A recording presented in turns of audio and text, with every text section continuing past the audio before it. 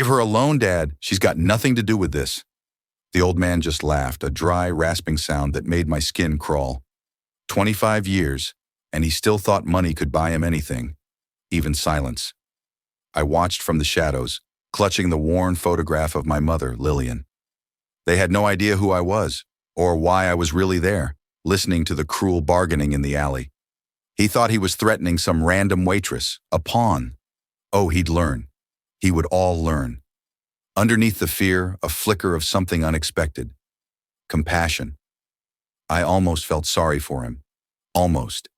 Because their empire of lies was about to crumble. And my mother's ghost? She deserves justice. For 25 agonizing years, Elena Davenport mourned the daughter who vanished without a trace. Her son, a titan of industry, built an empire on a foundation of cold, hard control to bury the pain. But one Tuesday afternoon, in a restaurant, buzzing with casual chatter, time stopped. An old woman's hand, trembling but strong, shot out and grabbed a young waitress. A whisper pierced the noise. "You have my daughter's eyes." And in that instant, the billionaire collapsed and a secret buried for a quarter of a century began to claw its way into the light. Emma believed in the rhythm of small things, the clink of clean cutlery, the satisfying heft of a full water pitcher, the subtle nod from a regular customer. These were the metronomes of her life, a steady beat that kept the anxieties of rent payments and an uncertain future at bay. At 26, she was a professional waitress at the Gilded Sparrow, a restaurant in downtown Boston that catered to the city's elite people whose appetizers cost more than her weekly groceries. She was good at her job, efficient, observant, and most importantly, invisible. In her world, invisibility was a shield. On that Tuesday, the lunchtime rush was a controlled storm. Emma moved through it like a dancer, her tray a steady partner. She refilled water glasses at table 7, took a dessert order from table 11, and headed toward table 9, a quiet corner booth occupied by an elderly woman of severe elegance and a man in a suit so sharp it could cut glass. They were the Davenports. Even a waitress knew that name. Alistair Davenport was a legend in the world of finance, a man who didn't just acquire companies but consumed them. His face etched with a permanent scowl was a familiar sight in the financial news. His mother, Elena, was the family's matriarch, a figure of old-world grace and rumored tragedy. Emma approached with a practiced, gentle smile. "May I get you anything else, sir? Madam, more coffee?" Alistair didn't even look up from his phone, his thumb swiping with dismissive speed. He just grunted a negative. It was Elena who looked up, her gaze distant, clouded with a melancholy that seemed as much a part of her as the string of pearls at her throat. Her eyes, a pale, watery blue, flickered over Emma's face, and then they stopped. It was a strange moment. The bustling restaurant noise seemed to fade into a low hum. Elena Davenport's eyes, no longer distant, sharpened with an intensity that made Emma's breath catch. The old woman leaned forward slightly, her perfectly manicured hands gripping the edge of the mahogany table. Her lips parted, but no sound came out. "Ma'am?" Emma asked, a flicker of unease prickling her skin. She was used to being ignored, not scrutinized like a museum artifact. Alistair finally glanced up, annoyed by the interruption. "Mother, what is it we need to get to the board meeting?" But Elena didn't hear him. Her focus was entirely on Emma. She saw the sweep of dark brown hair that fell across her forehead, the curve of her jaw, the small, almost imperceptible mole just below her left ear. But it was the eyes that held her captive. They were a deep, vibrant hazel flecked with gold and green, the kind of eyes that seemed to hold entire forests within them. They were her daughter's eyes. Lillian. The name was a ghost on Elena's lips, a sound so faint Emma almost didn't hear it. Before Emma could react, Elena's hand shot across the table with surprising speed. Her fingers, cool and surprisingly strong, closed around Emma's wrist. The touch was like an electric shock. "You," Elena whispered, her voice trembling with a mixture of disbelief and ferocious hope. "You have my daughter's eyes." The declaration hung in the air, a bizarre, impossible statement. Patrons at nearby tables turned to look. Emma stood frozen, the water pitcher in her other hand suddenly feeling impossibly heavy. She tried to pull her arm back, but the old woman's grip was like iron. "Mother, what are you doing?" Alistair's voice was sharp, cutting. "Let the girl go. You're making a scene." He rose from his seat, his towering presence casting a shadow over the table. But as he looked from his mother's frantic face to the waitress's shocked one, something in him shifted. For the first time he truly looked at the girl, he saw the eyes his mother was talking about. He saw the familiar shape of the face, and a memory locked away for 25 years broke free.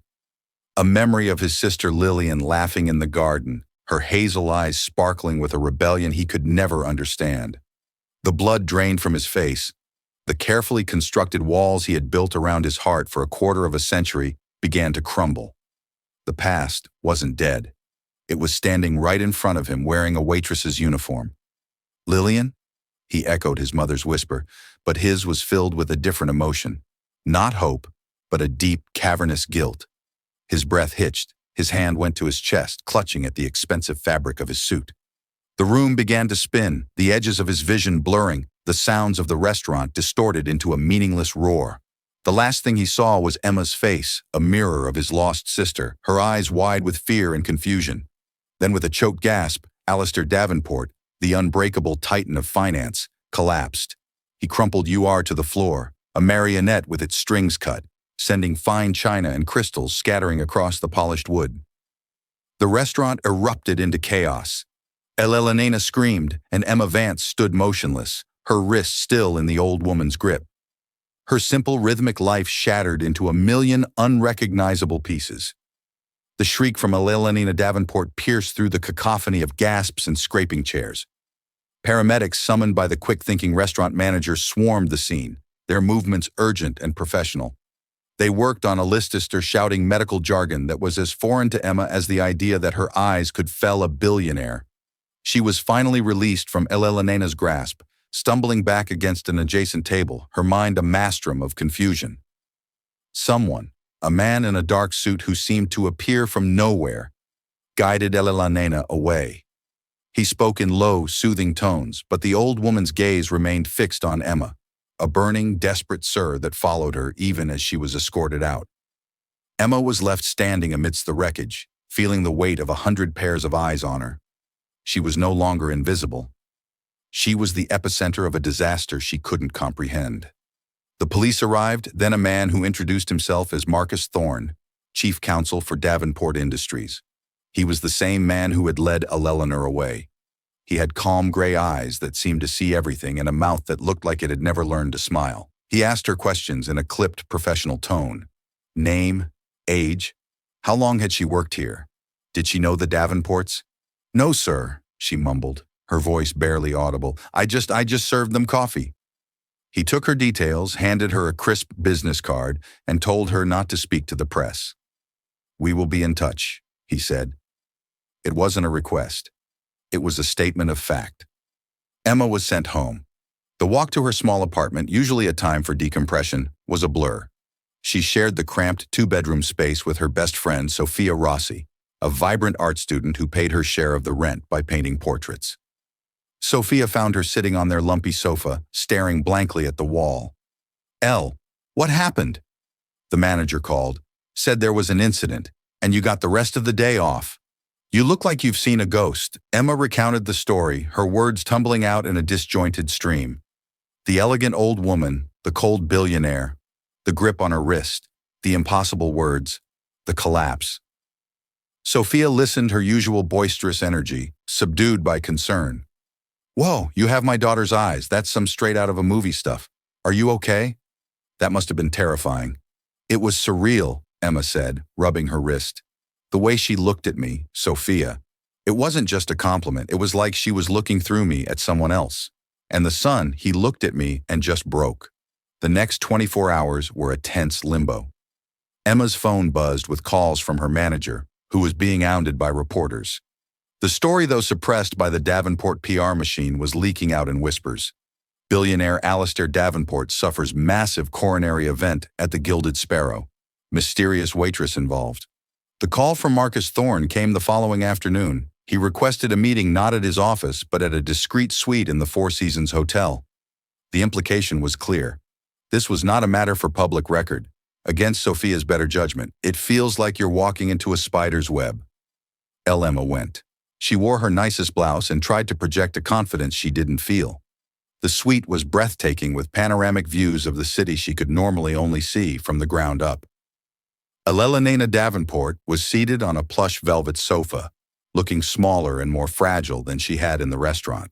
Her grief was a palpable presence in the room. Marcus Thorne stood by the window, a sentinel in a gray suit. "Miss Vance," Elena began, her voice, hoarse but steady. "Thank you for coming. Please sit." Emma sat stiffly on the edge of an armchair. "My son, Alistair, is stable," Elena continued, folding her hands in her lap. "The doctors say the event was brought on by extreme emotional distress, a shock to his system." She paused, her pale blue eyes locking onto Emma's. "The shock, Miss Vance, was you?" Emma swallowed. "I'm very sorry for what happened to your son, but I don't understand." 25 years ago, Elena said, her voice dropping to a near whisper, "I lost my daughter Lillian. She was 22 years old, headstrong, beautiful, full of life. She had a falling out with the family, with her father and Alistair, about a man she was seeing, about her future. She walked out of our house one night and we never saw her again." The pain in her voice was so raw, so ancient that Emma felt an involuntary pang of sympathy. "We hired investigators," Elena went on. "Spent millions. There were leads that went nowhere. Cruel hoaxes. After years, the police declared her legally dead, but I never believed it. A mother knows. I never felt it in my soul that she was gone from this earth." She leaned forward, her intensity returning. "When I saw you yesterday, I saw her. It wasn't just your eyes, it's everything. The way you stand, the shape of your face. You are the living image of my Lillian." Emma felt her head spin. "Mrs. Davenport, this is a mistake. I was born in Oregon. I was raised in the foster system. My parents, I never knew them. They died in a car accident when I was a baby. That's all I know." "Is it?" Marcus Thorne's voice cut in, smooth and sharp. He stepped forward, holding a thin file. "We took the liberty of doing some preliminary research, Miss Vance. Your history is sparse. You entered the Oregon foster system at 18 months old. The official report states you were found abandoned. The story of your parents dying in a car crash was something told to you by your first foster mother. There is no death certificate, no accident report, no record of a Vance couple who perished in that time frame and left behind a child." Emma's heart hammered against her ribs. "What are you saying?" "We are saying," Elena said, her voice trembling with the weight of her next words, "that we believe you are Lillian's daughter. We believe our daughter was pregnant when she disappeared." The air in the room grew thick, heavy with the enormity of the suggestion. Emma felt like she was drowning. This was insane. It was a fantasy concocted by a grieving mother. That's impossible," she stammered. "Is it?" Thorne countered. "Or is it an answer to a question you've had your entire life?" He had her there. The faceless ghosts of her parents. The gnawing emptiness of not knowing where she came from. It was the central void of her existence. Ellen rose and walked over to Emma, her movement slow and deliberate. She didn't touch her, but stood so close Emma could smell her faint lilacs-scented perfume. "We want to know the truth," Elena pleaded, her composure finally cracking. Tears welled in her eyes. "I have to know. I am an old woman, Miss Vance. I have lived a quarter of a century in a gray, sunless world. You are the first ray of light I have seen. Please." The raw desperation in her voice was devastating. Emma looked from Elena's tear-streaked face to Marcus Thorne's impassive one. She knew what was coming next. "We are prepared to make you an offer." Thorne set his tone all business again. "Agree to a medically certified DNA test. While we await the results, which will be handled with the UTO's discretion, we will deposit $100,000 into an account of your choosing. It is yours to keep regardless of the outcome." To compensate you for this intrusion, Emma stared at him speechless. $100,000. It was a sum so vast it was abstract. It would solve every problem she had, and a dozen she hadn't even thought of yet. It was a golden key to a different life. And if Emma's voice was a dry rasp, if it's a match, Elena answered, her voice soft but laden with promise. "If you are my granddaughter, you will never have to worry about anything ever again. You will be a Davenport. It wasn't just an offer, it was a temptation, a way out of the daily grind and a possible answer to the question that haunted her. But it was also terrifying to be a Davenport, to be part of this family of tragedy and immense suffocating wealth. It was a gilded cage and the door was swinging open. I need to think, she said, finally finding her voice. Of course, Thorne said smoothly. Take 24 hours. He slid a piece of paper across the table. It was a non-disclosure agreement and the terms of their offer all laid out in neat legal type. My number is at the bottom. I'll expect your call. Emma walked out of the hotel and back into the sunlight of her own world, feeling like she had just visited another planet. In her pocket was a piece of paper that could change her life or condemn it. The rhythm of her life was no longer a steady beat. It was the frantic, terrifying crescendo of an orchestra reaching its climax. The next 24 hours were a sleepless, nerve-shredding ordeal. Emma sat with Sophia in their tiny living room. The legal document spread on the coffee table like a sacred text, 100 grand just for a cheek swab. Sophia whistled, her eyes wide. That's insane. You could pay off my student loans, your debts.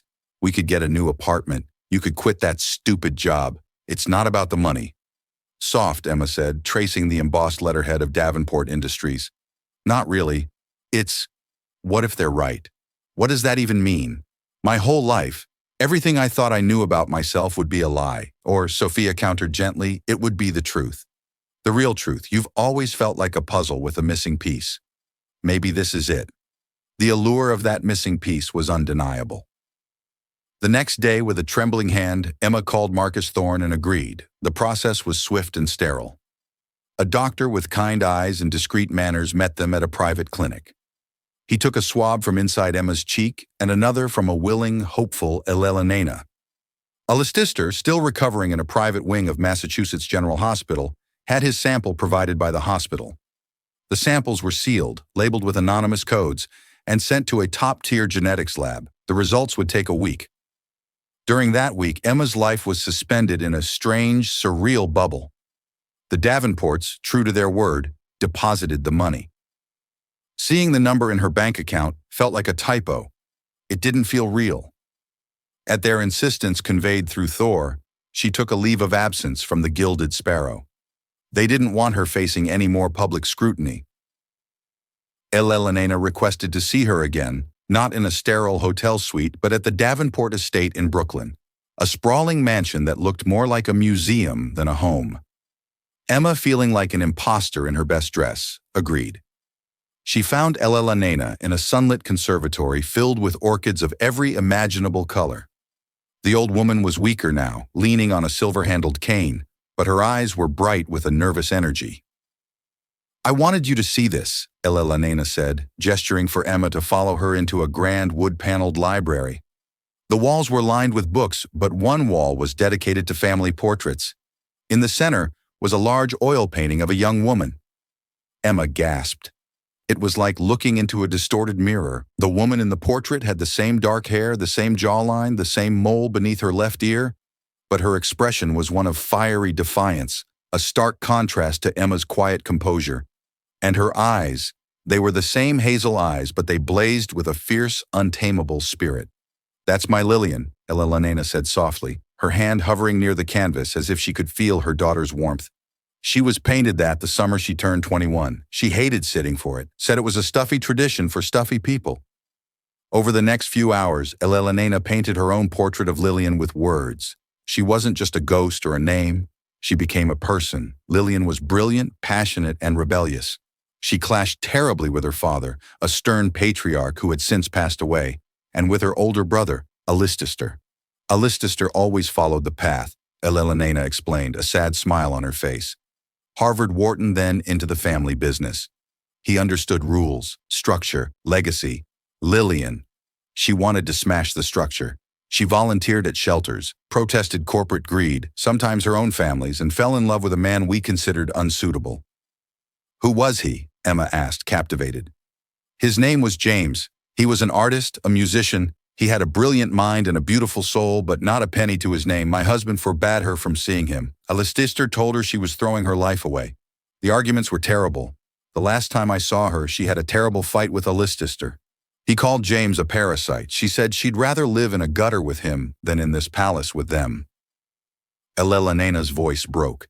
She screamed that she was leaving and never coming back. We thought she was being dramatic. We thought she'd cool off and call in a day or two, but she never did. The police investigated James, of course. He was heartbroken, devastated. He had no idea where she went. He said they had a plan to leave together, but she disappeared before they could. They sat in silence for a moment, the weight of the story hanging between them. Emma looked at the portrait again, at the defiant young woman who might be her mother. She felt a strange kinship, a flicker of that same rebellious spark inside her own chest. As Emma was leaving, Elena pressed a small velvet box into her hand. This was hers. I want you to have it. Back in her apartment, Emma opened it. Inside lay a delicate silver locket tarnished with age. She carefully opened the clasp. On one side was a tiny faded photograph of Elena looking much younger. The other side was empty. It was meant for a second picture, a picture that was never placed. Emma closed her hand around the cool metal, a tangible link to a past she was only just beginning to discover. Meanwhile, in his private hospital room, Alistair Davenport was awake and lucid. The news of the DNA test had been brought to him by Marcus Thorne. Alistair's reaction was not one of hope, but of a deep, unsettling dread. "What have you done, Marcus?" he rasped, his voice weak. Eleanor insisted. "After seeing the girl, there's no denying the resemblance. Resemblance isn't proof." Alistair shot back a flash of his old fire returning. "You've opened Pandora's box. Some things are better left buried." "Why?" Marcus asked, his curiosity piqued by his boss's strange reaction. "If she is Lillian's daughter, she's family. She's your niece." Alistair turned his head to stare out the window, his jaw tight. A shadow passed over his face, a flicker of an expression Marcus had never seen on him before, pure, unadulterated fear. "You don't understand," Alistair said, his voice low and strained. "You have no idea what you've just unleashed." He wouldn't say more, retreating into a stony silence, leaving Marcus to wonder what part of Lillian's story had been left out of the official family narrative. What was Alistair so afraid of? The secret, it seemed, was not just that Lillian had a child. The secret was why she had run in the first place, and it was a secret Alistair Davenport had been guarding for 25 years. The week of waiting for the DNA results felt like a lifetime. Emma found herself living in a strange twilight world, no longer just a waitress, but not yet a Davenport. The $100,000 sat in her bank account, a figure so surreal it felt like play money. She paid off her modest debts and sent a generous check to her last foster mother, a kind woman who had always encouraged her to dream bigger. For the first time in her adult life, the crushing weight of financial insecurity was gone, replaced by a new, more complicated anxiety, the weight of expectation. She spent most of her time in the library, devouring old newspapers on microfilm, searching for any mention of Lillian Davenport's disappearance. The stories were brief, sanitized, prominent Boston socialite vanishes, family pleads for privacy. There was no mention of a fight, no mention of a lover named James. The Davenport machine had scrubbed the narrative clean even back then. But as the days ticked by, a new, unsettling feeling began to creep into Emma's life. It started small, the feeling of being watched as she walked to the corner store. A black sedan parked across the street from her apartment building for 2 days straight, disappearing the moment she pointed it out to Sophia. "You're just paranoid," Sophia said, though her eyes darted nervously toward the window. "This whole thing is messing with your head." Perhaps it was. But then, one evening, as she was walking home from the library, the strap on her shoulder bag was suddenly yanked from behind. She stumbled, crying out as the bag was ripped from her grasp. A figure in a dark hoodie sprinted away down the street and vanished into an alley. It happened so fast she barely got a glimpse of him. Shaken and trembling, she filed a police report, but she knew it was useless. It was a simple mugging. It happened all the time in the city, except when she described the incident to Marcus Thorne during a routine check-in call. His reaction was anything but casual. "What was in the bag, Miss Vance?" he asked, his voice sharp. "Nothing important. My wallet, my keys, a library book. Oh, and the locket. The locket Mrs. Davenport gave me." There was a long silence on the other end of the line. The locket. Marcus's voice was tight with a new urgency. Emma, I'm sending a car for you. I want you to pack a bag. You'll be staying at the hotel until the results come in. The Davenport suite, it's secure. Isn't that an overreaction? It was just a mugging. A mugger who ignored the $100 bill sticking out of your wallet and made sure to take a worthless old locket. I don't think so, Marcus replied grimly. Someone knows who you are and they're sending a message. The move to the luxurious suite at the Four Seasons was jarring. 1 minute she was in her cozy, cluttered apartment. The next, she was surrounded by marble silk and a level of security that was frankly terrifying. A plainclothes guard was stationed in the hall. Marcus explained it was a precaution. The incident with the locket had spooked him. It wasn't a random act. It was targeted. Why, the locket had no monetary value. Its only value was sentimental and symbolic. It was a link to Lillian. Someone didn't want that link to be explored. His investigation, which had been a quiet background check, now kicked into high gear. He pulled the original unredacted police file on Lillian's disappearance. Buried deep within the supplemental reports was a name that had been dismissed at the time, Richard Sterling. Sterling was a charismatic, ambitious young real estate developer, back then a rival to the early stages of Alistair's career. He had been charming, handsome, and utterly ruthless. Lillian had met him at a charity gala and had for a brief period been infatuated with him. The family, particularly Alistair, had detested him. The relationship had ended badly just a few months before she disappeared. According to the file, she had told a friend that Sterling scared her and that he was involved in shady deals. The lead was never pursued with any vigor. The Davenports had steered the police focus toward her artist boyfriend, James, and the theory that she had simply run away. On a hunch, Marcus ran a search on Richard Sterling's current activities. He was no longer just a developer. He was a magnate, a powerful, shadowy figure with a reputation for crushing his opposition. He was also known to employ a very discreet and very effective security team, one rumored to operate in the gray areas of the law. A chilling theory began to form in Marcus's mind. What if the family's narrative was wrong? What if Lillian wasn't running from her family but from Richard Sterling? Meanwhile, Emma, trapped in her gilded cage, felt a growing sense of dread. The world outside the panoramic windows seemed menacing. The stolen locket felt like a violation, a theft of a past she hadn't even had a chance to claim. She began to have strange, fragmented dreams. A dark car on a rainy night, the scent of pine trees, a woman's voice humming a lullaby. She almost recognized. They were wisps of memory too faint to grasp, but they left her with an aching sense of loss when she woke. The day the results were due, the atmosphere in the hotel suite was electric with tension. Elena arrived, her face pale, her hands trembling. Marcus Thorne stood by the window, his phone in his hand, waiting for the call from the lab's director. Emma just sat, her hands clasped so tightly her knuckles were white. The phone buzzed. Marcus answered, his expression unreadable. He listened for a long moment, saying only, "Yes, and I understand." He hung up and turned to face the two women. He took a deep breath. "The results are in," he said, his gaze settling on Emma. "The mitochondrial DNA is a perfect maternal line match to Elena Davenport." He paused, letting the words sink in. "It is a 99.9999% probability." He declared, his voice leaving no room for doubt. "Emma Vance, you are the daughter of Lillian Davenport." A choked song escaped Elena's lips. She sagged with relief, tears of joy streaming down her face as she reached a trembling hand towards Emma. "My granddaughter." She wept. "My dear, dear girl." But Emma barely heard her. Her world had just tilted on its axis. It was true, all of it. The portrait, the eyes, the stories. She was a Davenport. The puzzle piece had been slammed into place, and the picture it created was overwhelming. She was no longer an orphan, a girl from nowhere. She had a history, a lineage, a family. And in that moment of stunning revelation, another piece clicked into place. The feeling of being watched. The black sedan, the mugger who stole not money, but a memory. It wasn't about the Davenports trying to find her. It was about someone who had known who she was all along, someone who was terrified of her being found. Her appearance hadn't just dredged up a family's grief. It had disturbed a much darker, more dangerous secret. She looked at Marcus, whose grim expression told her he had reached the same conclusion. "Someone tried to keep this a secret, didn't they?" she asked, her voice steady despite the turmoil inside her.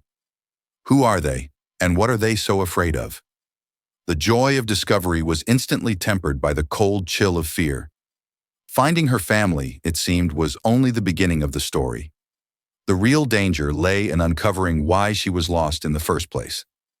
The confirmation of Emma's identity sent ripples through the Davenport empire. But the most profound impact was felt in the sterile quiet of Alistair Davenport's private hospital room. Marcus Thorne delivered the news in person. He expected a complex reaction, but not the one he received. Alistair didn't show a flicker of joy or surprise. Instead, a heavy sigh escaped his lips, a sound of profound weariness, as if a sentence he had been dreading for years had finally been handed down. He closed his eyes, his face a mask of grim resignation. "So it's true," he whispered. "She's here, Alistair." "This is wonderful news," Marcus began, but Alistair cut him off with a sharp wave of his hand. "No, Marcus, it's not. It's a reckoning." He struggled to sit up, his movements stiff. "Get my mother on the phone. And the girl, Emma, bring her here. Now, there's something they both need to know, something I should have said 25 years ago." An hour later, Emma and Elena were ushered into the hushed atmosphere of the hospital room. Seeing Alistair up close without his armor of corporate power was a shock. He looked older, smaller, haunted by something far deeper than his recent health scare. His gaze fell on Emma, and for the first time she saw not a cold billionaire, but a man drowning in regret. "Mother," he began, his voice raspy. "Emma, I have not been honest about the day Lillian left." Elena stiffened. "What are you talking about, Alistair? You had a terrible argument." She stormed out. "That's what you always said." "We did argue," he confirmed, his eyes fixed on a point on the far wall. "It was the worst one we ever had. I said horrible things. I called James a gold digger. I told her she was a disgrace to the family name. And she threw something at me, a vase. She screamed that she hated me, hated all of us." He paused, swallowing hard. "But that's not the last time I saw her." The silence in the room was absolute. "She came back," Alistair confessed, his voice dropping. "Later that night, long after you and Father had gone to bed, she snuck into my study. She was crying. She looked terrified. It wasn't about James, not anymore. It was about someone else." He finally looked at them, his eyes filled with a quarter-century of guilt. It was Richard Sterling. She had been seeing him before James, and she had broken it off, but he wouldn't let her go. He was obsessed. She told me she had discovered something about him, that his real estate deals were a front, that he was laundering money for some very dangerous people.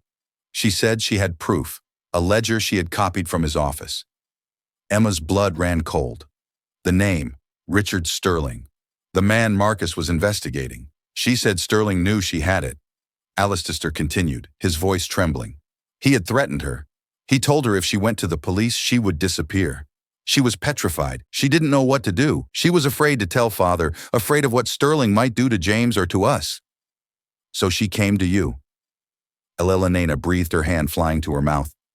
Alistair nodded, a single tear tracing a path down his gaunt cheek. She came to me, her big brother. And what did I do? I didn't believe the extent of it. I thought she was being dramatic, exaggerating to get back at me for the things I'd said. I saw him as a business rival, a snake, but not a monster. I told her to give me the ledger and I would handle it. I would use it as leverage to make him back off. He squeezed his eyes shut. But she wouldn't. She said she didn't trust me. She said I only cared about business and power. She said she needed to disappear to get away before he could find her. She begged me for money, cash, enough to start a new life somewhere far away. This was the moment that had haunted him, the decision that had broken him, and I gave it to her. He choked out. I went to the safe and I gave her $50,000. I told her to go to be safe and to call me when she got settled. I thought I was helping her. I thought I was protecting her and the family from scandal. My last words to her were not, "I love you," or "Be careful." They were, Don't call the house. I'll give you a private number." I was already managing the fallout. He looked directly at Emma, his defenses completely gone. She walked out that door and I never heard from her again. For 25 years, I let you all believe she ran away because of a fight. But the truth is, I sent her away. I sent her into the night alone and terrified, running from a man I underestimated. I didn't protect her, I funded her disappearance. The reason for his collapse in the restaurant was suddenly brutally clear. It wasn't just the shock of seeing a ghost. It was the crushing, instantaneous weight of his failure. In Emma's face, he hadn't just seen his lost sister. He had seen the living embodiment of his guilt. The proof that Lillian hadn't just run away to be a free spirit. She had been a terrified mother-to-be, and he had sent her into the jaws of danger. Elena let out a gut-wrenching sob, a sound of pure, unadulterated anguish. Not for a lost daughter, but for a terrified one. She never knew she had. She stumbled toward Alistair's bed, her anger and grief wearing on her face. Emma stood frozen, the pieces of her life slotting into a horrifying mosaic. Her mother wasn't a reckless runaway. She was a woman in fear for her life, trying to protect her unborn child. She hadn't abandoned her. She had been running to save her. And the man she was running from, Richard Sterling, was still out there, a powerful, ruthless man who had already threatened her mother. A man who now knew that Lillian Davenport's daughter, the one loose end he probably thought was long gone, had just been found. The theft of the locket wasn't a warning, it was a promise. He was coming to finish what he started. Marcus, Emma said, her voice cutting through the family's grief with newfound clarity and strength. The mugging Sterling knows. He knows I'm here. Alistair's head snapped up a new kind of fear. Fear for Emma, eclipsing his guilt. My God, he whispered. What have I done? He hadn't just opened Pandora's box. He had painted a target on his niece's back. Alistair's confession transformed the landscape of the mystery. It was no longer a family tragedy. It was a criminal investigation. The full, terrifying resources of the Davenport family, which had once been used to suppress the story, were now unleashed to uncover the truth. Alistair, energized by a potent cocktail of guilt and a desperate need for redemption, directed the operation from his hospital bed. Marcus Thorne became the field marshal. He hired a team of the best private investigators money could buy, ex-FBI agents and forensic accountants who operated with surgical precision. Their target, Richard Sterling. They worked out of a secure suite at Davenport Tower, the walls covered in timelines, photographs, and connection charts. Emma was at the center of it all. She was no longer a passive participant. The vague, wispy dreams she'd been having began to coalesce into something more tangible as she was surrounded by the details of her mother's life. The smell of pine, she told Marcus one afternoon, staring at a map of New England and rain. A lot of rain. I remember being cold, wrapped in a blanket that smelled like my mother's perfume, lilac. The investigators cross-referenced weather patterns and geography from 25 years ago. A prolonged storm system had hit northern Vermont and New Hampshire in the weeks following Lillian's disappearance. It was a thread. They dove into Sterling's financials from that era. The forensic accountants peeled back the layers of shell corporations and offshore accounts. They founded a series of structured, untraceable payments to a holding company linked to known fixes men who made problems disappear permanently. The payments started a week after Lillian vanished. While the investigation raged, Emma focused on the personal. With Elena, she went through boxes of Lillian's belongings that had been stored in the mansion's attic for decades. They found diaries filled with angry, passionate poetry, sketchbooks filled with drawings of James the artist, and photo albums. As they flipped through a worn leather album, Emma's breath caught. She pointed to a candid snapshot taken at what looked like a lakeside cabin. Lillian was in the foreground, laughing her back to the camera, but behind her, leaning against a tree, was a man in the shadows. He was handsome, slick, with a confident smirk. On the little finger of his right hand, he wore a distinctive gold ring with a black onyx stone. Who is that? Emma asked. Elena squinted. Oh, that's Richard Sterling. Lillian brought him to the lake house once, long before James. I never liked him. He had cold eyes. Emma stared at the ring. A jolt, powerful and visceral, shot through her. A fragmented memory sharper than any before surfaced. She was very small, sitting in a car seat. It was dark. A man's face was leaning in. He wasn't smiling. He was wearing that ring. The onyx stone caught the dim light of the dashboard. He was saying something to her mother, his voice a low, menacing hiss. Her mother was crying. telling him to stay away from her baby. "The ring," Emma whispered, her hand trembling as she pointed to the photo. "I remember the ring." The memory was the key. It placed Sterling with Lillian after she had left Boston. He had found her. The investigators, armed with this new information, focused their search on properties owned by Sterling or his associates in northern Vermont in that specific time frame. They found one, a secluded hunting cabin near the Canadian border purchased through a shell company and sold a year later. As they were digging, a package arrived at the hotel for Emma. It was a small padded envelope with no return address. The security team scanned it and found nothing dangerous. Inside was a single Polaroid photograph. It was old and slightly faded. It showed a young woman, Lillian, handing a swaddled baby to another woman outside a small clapboard church. Lillian looked exhausted and frightened, but her expression as she looked at her child was one of fierce, heartbreaking love. On the back of the photo, written in a shaky hand, were 3 words: St. Jude's, Danville. It was a message from the past, a final breadcrumb left by a mother who knew she might not survive. Danville was a tiny, forgotten town in the northeast corner of Vermont. Marcus and a shaken Emma, flanked by security, drove there immediately. St. Jude's was a small, weathered church exactly as it appeared in the photo. The priest was long dead, but the church records were meticulous. They found what they were looking for in the baptismal registry from 25 years ago. Emma Vance, parents deceased, godmother Catherine Ali. Catherine Ali. The name resonated with Marcus. She had been on the periphery of their investigation, a former housekeeper for the Davenports, who had quit suddenly around the time Lillian disappeared. They had her last known address, a small town in Oregon. The picture was now terrifyingly complete. Lillian, knowing Sterling was closing in on her, had made a desperate plan. She drove to Danville and gave her most precious possession, her daughter, to the one person she trusted implicitly, her former housekeeper, Catherine. She must have given Catherine the cash a listister had provided, telling her to disappear and raise the child under a new name. The story of the car crash was a fiction created to protect Emma from anyone who might come looking. The Polaroid was Lillian's final act, proof of what she had done, a message she hoped would one day be found. After handing over her baby, Lillian Davenport, now alone, had turned to confront her tormentor, armed with nothing but a ledger and a mother's courage, and she had never been seen again.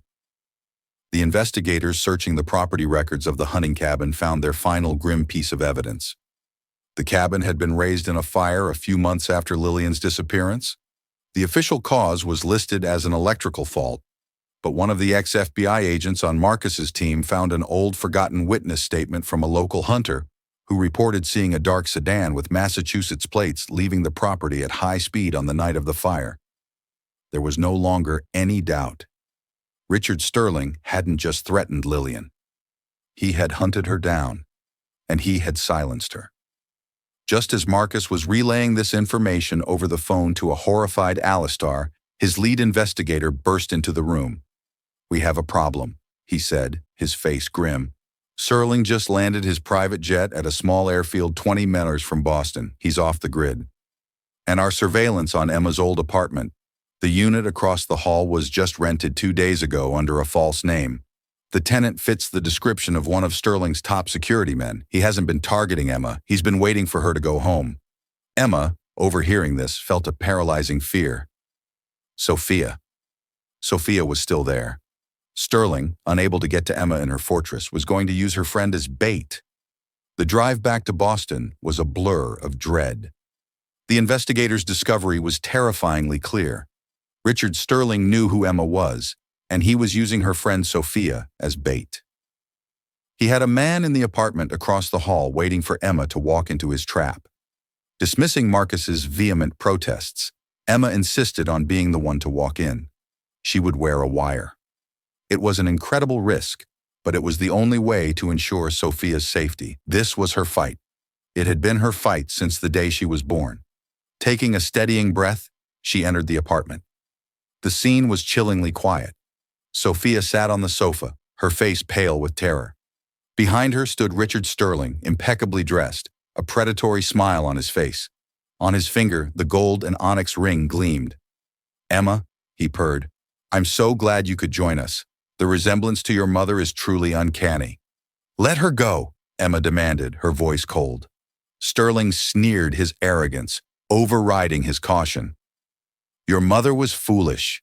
She had something of mine and chose to protect a silly ledger over her own life and yours, a pointless gesture. He was trying to poison Lillian's memory, but Emma felt only a surge of strength. She looked him in the eye, her voice clear and strong. Her story is going to be told, she said, delivering the prearranged distress signal. It's over. Sterling laughed and revealed a pistol pressed discreetly to Sophia's side. It's over when I say it is. In that instant, the world erupted. The front door and windows shattered as the tactical team crashed in from two directions. Sophia, seizing the moment, threw herself to the floor. Sterling snarled, raising his weapon toward Emma in a final desperate act. Before he could fire, a single deafening shot echoed from the doorway. Alistair Davenport stood there, flanked by Marcus, a handgun held steady. Sterling crumpled, clutching a wound in his shoulder. For Lillian, Alistair stated, his voice flat with finality. In the aftermath, Sterling's empire crumbled. Faced with overwhelming evidence and Alistair's testimony, he confessed everything. Investigators excavated the site of the burned-down cabin and finally found Lillian's remains. Lillian Davenport, no longer a vanished socialite but a courageous mother, was finally laid to rest with the honor she deserved. Life for Emma was irrevocably changed. She was an AYS, but the wealth was secondary to her purpose.